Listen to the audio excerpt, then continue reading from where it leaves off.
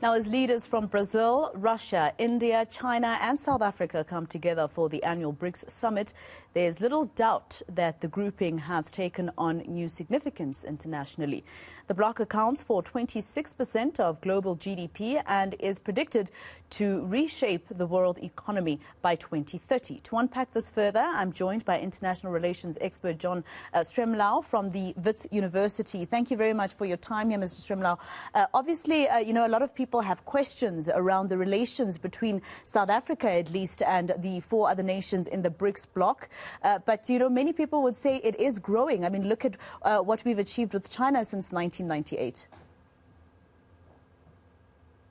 Well, indeed, the China relationship with South Africa is vital, and it is growing, and it's a very promising initiative because it also allows Africa and by South Africa's leadership to try to walk a pathway between China and the United States within the African continent that would be responsive to African agency, not be dictated by some new Cold War.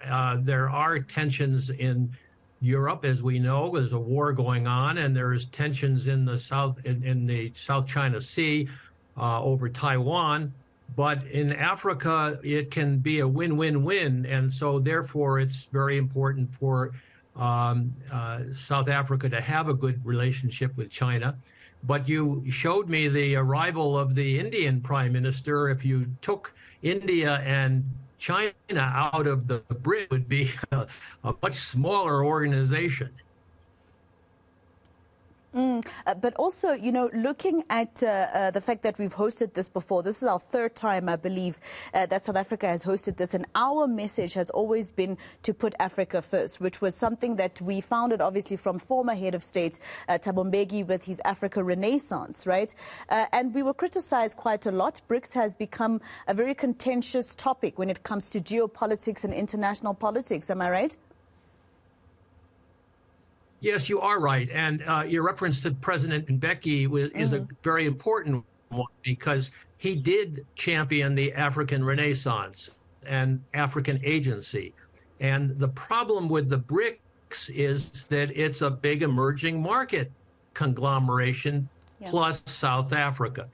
And I can't see if they were to expand the membership, choosing which African countries or countries to add, whereas if you took the Global South members of the G20, of which the BRICS are all members, by the way, that's the G7's creation of an expanded economic dialogue. If you took the wealthiest Global South countries in the G7, you wouldn't have any Africans because the only African member of the G20 is South Africa. So you've put your finger on a real dilemma. I don't think the BRICS would be the vehicle for expanding involvement from Africa, even though a lot of African leaders are here and would like to be included in the BRICS. But what is the criteria?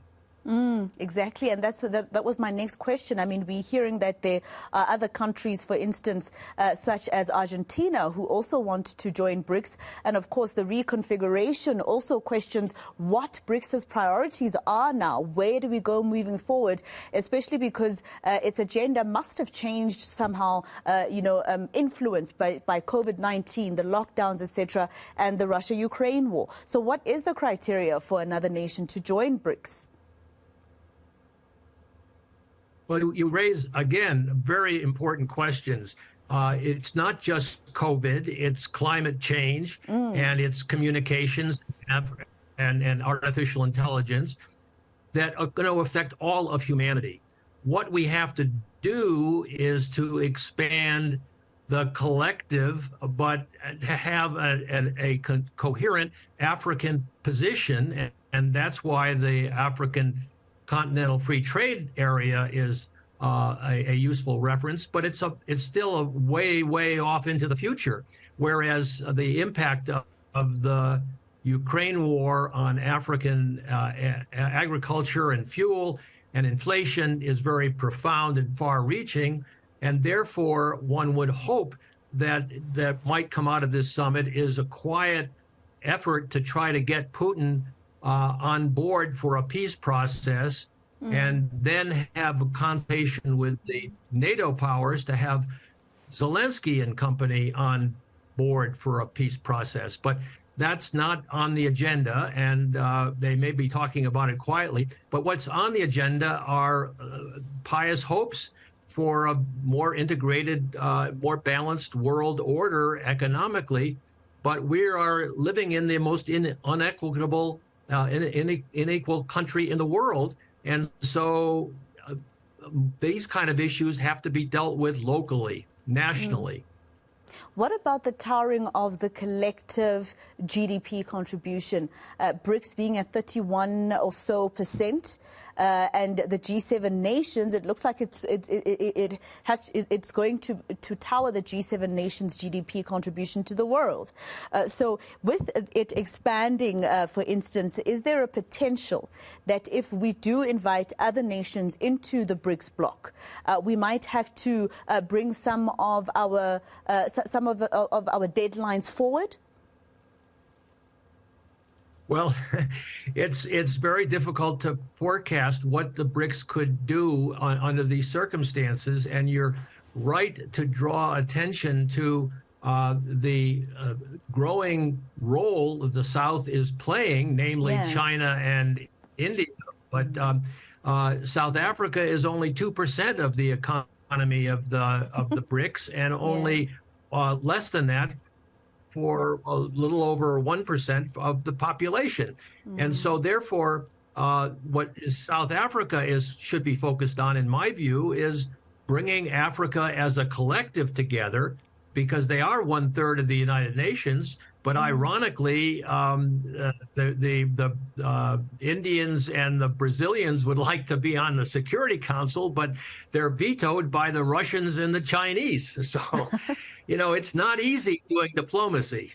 Yeah, and I'm sure it's most difficult for us, especially what we saw weeks leading to BRICS with what the U.S. Embassy said about us and Russia, etc.